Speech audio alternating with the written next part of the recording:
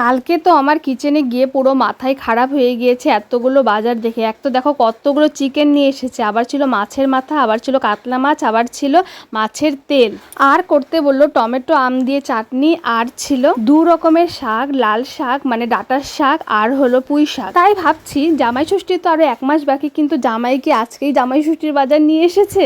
আর সবাই মিলে আবদার করেছে যে আজকে চিকেন চাপ খাবে, তার জন্য কিন্তু পিসগুলো একটু বড় বড় করে কাটা হয়েছে। চিকেন চাপের তো আরো বড় বড় পিস হয়, কিন্তু অত বড় বড় পিস না একদমই ভালো লাগে না খেতে। তাই বললাম মুরগিটাকে 4 টুকরো না করে 6 টুকরো করে দিতে, তো ওরকম করে নিয়ে আসে পিসটা, এটা মিডিয়াম সাইজ। একদিকে চিকেনের পিসগুলো ভাজা বসিয়ে দিয়ে আরেকদিকে বসিয়ে দিলাম যে টমেটো আমের চাটনিটা কিন্তু হয়েই আসছে। এখন কাজু আর কিশমিশ দিয়ে মিশিয়ে নামিয়ে দিব। তো এখানে এক এক করতে করতে কিন্তু 3 ব্যাচ ভাজার পরে এতগুলো চিকেন ভাজা আমার কমপ্লিট হয়েছে। আর চিকেনগুলো ভেজেছি শুধু কিন্তু লবণ আর হলুদ মেখে। তারপর ওই তেলে জিরা, তেজপাতা, গোটা গরম মশলা ফোড়ন দিয়ে এখানে আদা, রসুন, পেঁয়াজ সব একসাথে পেস্ট করে রেখেছি, ওই পেস্টটা দিয়ে দিলাম। আর এদিকে কাজু, কিশমিশ আর 1 চামচ পোস্ত ভালো করে মিহি করে বেটে নিচ্ছি। আর এখানে 150 গ্রামের মতো টক দই নিয়েছে, এটাকে খুব ভালো করে আগে ফেটিয়ে নিতে হবে। তারপর এটার মধ্যে লবণ, হলুদ, লঙ্কার গুঁড়ো, জিরে গুঁড়ো, ধনের গুঁড়ো সব দিয়ে ভালো করে মিক্সড করে এই যে পেস্টটা দেখো একদম রেডি। আর এই পেস্টটা এইভাবে তৈরি করতে হবে যাতে ভেতরে কোনো লাম্পস না থাকে। আর পেস্টটা তৈরি হয়ে গেলে পোস্ত, কাজু, কিশমিশ বাটাটা দিয়ে দিলাম। আর এই যে পেঁয়াজ রসুনটাকে কিন্তু ঠিক এইভাবে লাল লাল করে ভালো করে কষিয়ে নিতে হবে। কষা হয়ে গেলে ওই যে পেস্টটা বানিয়ে রেখেছি না, পেস্টটা পুরোটা ঢেলে দিতে হবে। আর বাটিটা ধুয়ে অল্প একটু জলও দিয়েছিলাম। এখন একদম সুন্দর করে কষাতে হবে যতক্ষণ না তেলটা ছেড়ে দেয়। আরেকদিকে কিন্তু আমি মাছের ঝোল বসিয়ে দিয়েছিলাম। দেখো এখানে আলুটা কষানো হয়ে গেছে, তারপরে মাছগুলো দিয়ে ঝোল দিয়ে দিলাম। আর মাছের ঝোলটা খুব একটা বাড়িয়ে করিনি, কারণ এখানে চিকেন অনেকগুলো আছে। আর এদিকে দেখো মশলাটাও কিন্তু একদম কষে আসছে, এই যে দেখো কি সুন্দরভাবে তেলটা ছেড়ে দিয়েছে না। এখন ওই যে ভেজে রেখেছিলাম না চিকেনগুলো, এক এক করে এখন সবগুলো চিকেন দিয়ে দিই। এখন আস্তে আস্তে মিডিয়াম জাল করে খুব সুন্দর করে মিশিয়ে নিতে হবে।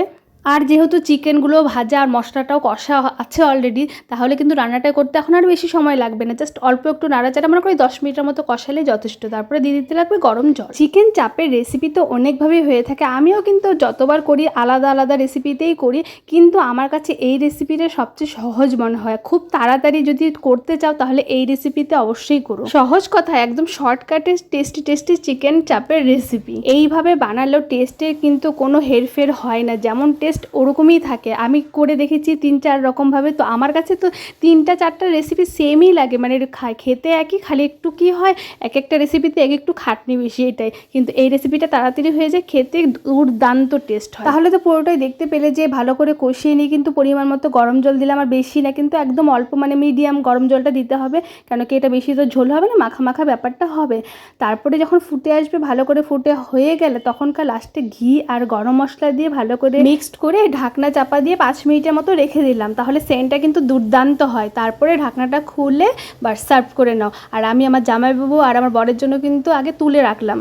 আর এটা শুধু চিকেন বলে তাই না, কিন্তু আমি ডেইলি যা রান্না করি না কেন জামাইবাবু আর আমার বরের জন্য কিন্তু তুলে রাখি, কারণ ওরা সারাদিন হয়তো আসে না, আবার কোনো দিন আসে কিন্তু আসে একদম রাত্রেবেলা খায় না, তো ওই নাড়াচাড়া ওগুলো দিতে একদম ভালো লাগে না, যার জন্য কিন্তু বাটিতে ওদের দুজনেরটা তোলাই থাকে যেই রান্না করি না কেন। আর এই যে সবশেষে লাল শাকটা বসিয়ে দিলাম, তো এটা রসুন দিয়েই তো করবো অবশ্যই। তো রসুনটাকে খুব সুন্দর করে থেতো করে নিলাম, আর তেলের মধ্যে দিয়েছিলাম শুকনো লঙ্কা আর কালো জিরে, তারপর রসুনটা দিয়ে যে ভালো করে একটু ভেজে নিয়ে বাস দিয়ে দিলাম লাল শাকটা। আর ছোটোবেলায় এই লাল শাকটা দিয়ে ভাত খেতে না ভীষণই ভালোবাসতাম, কারণ ওই যে ভাতটা যে লাল হতো না, কিন্তু না সেই ব্যাপারটা এখন আর হয় না দেখি। এখন তো ওরকম লালই হয় না, যদি খুব ভালো শাক হয় তাহলে একটু একটু মানে ভাবটা আসে লাল লাল, কিন্তু বেশিরভাগ তো হয়ই না, সবুজই হয়ে থাকে।